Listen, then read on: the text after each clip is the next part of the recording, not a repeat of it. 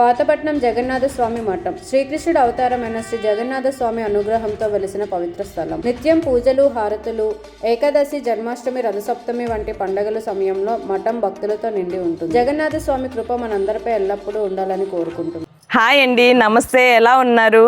ఇది మా పాతపట్నంలో ఉన్న జగన్నాథ స్వామి టెంపుల్ అండి. ఇక్కడ శివాలయం కూడా ఉంది. శివాలయం పేరు చంద్రశేఖర్. మన ఛానల్ని లైక్, షేర్ అండ్ సబ్స్క్రైబ్ చేసుకోండి. 1980లో నేను జగన్నాథ మఠంలో పూజారిగా జాయిన్ అయ్యాను. అప్పటి నుంచి బాగా జరుగుతుంది. నా పేరు ప్రసన్న కుమార పండ, మా నాన్న పేరు లక్ష్మణ పండ.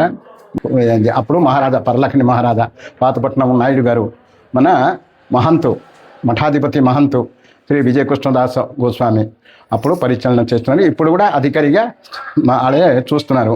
యాక్చువల్గా మన జగన్నాథ స్వామి టెంపుల్ చాలా ఇయర్స్ నుంచి ఉంది అని 1805లో స్టార్ట్ అయింది గుడి. అంటే పురాతనమైనది. అది ఒక వుడ్లో రాసింది రాజు కాలంలో. మేము లాస్ట్ టైం మా నాన్నగారు వచ్చి 45 సంవత్సరాలు ఉన్నారు ఇక్కడే. అది శిథిల అవస్థలో ఉన్నప్పుడు అది కన్స్ట్రక్షన్ చేసేటప్పుడు అప్పుడు తెలిసింది ఆ వుడ్లో రాసి ఉన్నారు. మొత్తం 1805 స్టార్ట్ అయింది. మరి మనకు తెలియదు, రాసి ఉన్నారు అది. అప్పటి నుంచి ఆ మఠం ఉండేది. ఇది గుడి కాదు, మఠమే అంటారు. సో పెంకుటిలతో తయారు చేశారు. అవి మొన్న 95లో మళ్ళీ గవర్నమెంట్ దీంట్లో ఇచ్చేసి, మహంత్ గారు ఇచ్చేసి అది స్లాబ్గా పునర్నిర్మాణం చేశారు. అది సేమ్ ఆ లింగం వచ్చి 1805 నుంచి లోపనే ఉండేది. మా సాలగ్రామంతోనే అభిషేకం అయ్యేది.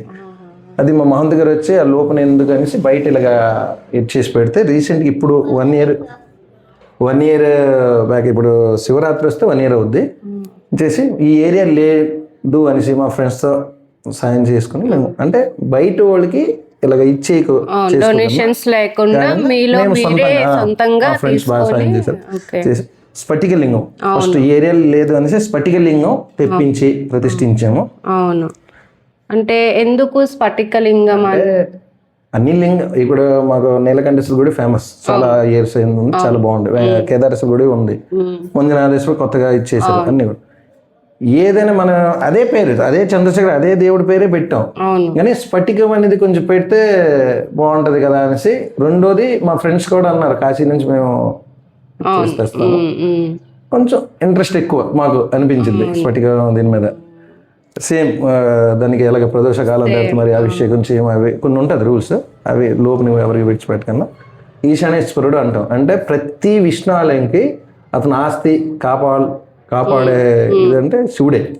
సో ఈశానేశ్వరులు ఉంటారు ఈశాన్యంలో.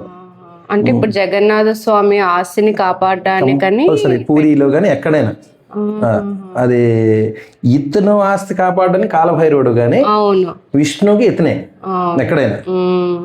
లో జాతర అవుతుంది, రథయాత్ర సేమ్ ఇక్కడ కూడా సేమ్ 9 రథయాత్ర అవుతుంది. ఇక్కడ నుంచి ఇలా రోడ్డు పై నుంచి ఇలా బ్రాప్నేది అక్కడ గుడిసినమ్మ గుడి ఉంది, అక్కడే ఉంచుతాం. 9 రోజులు యాత్ర అవుద్ది. అవతారాలు కూడా అవుద్ది సేమ్. కార్తీక మాసం జనాలు ఇక్కడ చాలా ఇది జనాలు అవుతారు. మాఘమాసం ఇది అవుతుంది. పొయ్యి భూగ ఇప్పుడు ఆకలి ఎక్కువ అనమాట. తల్లి దగ్గర ఉంది. తల్లిలు అలాగ పిల్లలు ఆకలి చూడలేరు. ఏ కూజామున సూర్యుడు ఉదయం అయినప్పటికల్లా ఫస్ట్ వండేసి వేడివేడిగా ప్రసాదం పూజ. ఈ నెల మొత్తం ధనుర్మాసం మొత్తం లాస్ట్ లో భోగి రోజు కానీ భోగి ముందు రోజు కానీ సమయం చూసి పెద్దగా ఉండదు. అంటే చాలా మంది బయటికి పట్టుకుని వెళ్తారు. కానీ ఇక్కడైతే కిచిడి ముందు ఏదైనా కూర చేసి ముందు పూరిలో ఎలా చేస్తారు సేమ్ ఇక్కడ కూడా ప్రతి గుళ్ళు ఎక్కడైనా పూరిలో ప్రసాదం కిచిడి అవన్నీ ఉంటాయి. అదేంటంటే కొంచెం క్వాంటిటీ తక్కువ, భోగం అదే పెడతాం. మార్నింగ్ కల్లా అయిపోవాలా.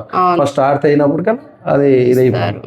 ఫస్ట్ ఆర్తి అవుతుంది, 5:30కి ముస్తఫా ఆర్తి అవుతుంది, 6:30కి బాలభోగ ఆర్తి అవుతుంది.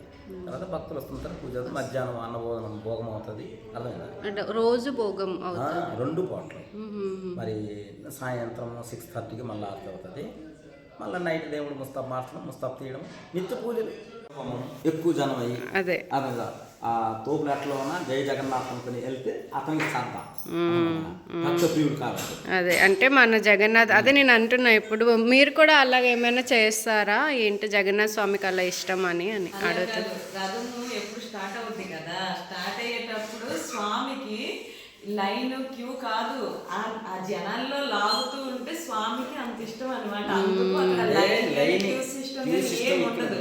అలాగే ఎక్కడ కూడా ఎటువంటి ప్రాబ్లమ్స్ కూడా రాదు. ఆ తోపులాట్లో కూడా ఎవరికి ఏం అవ్వదు.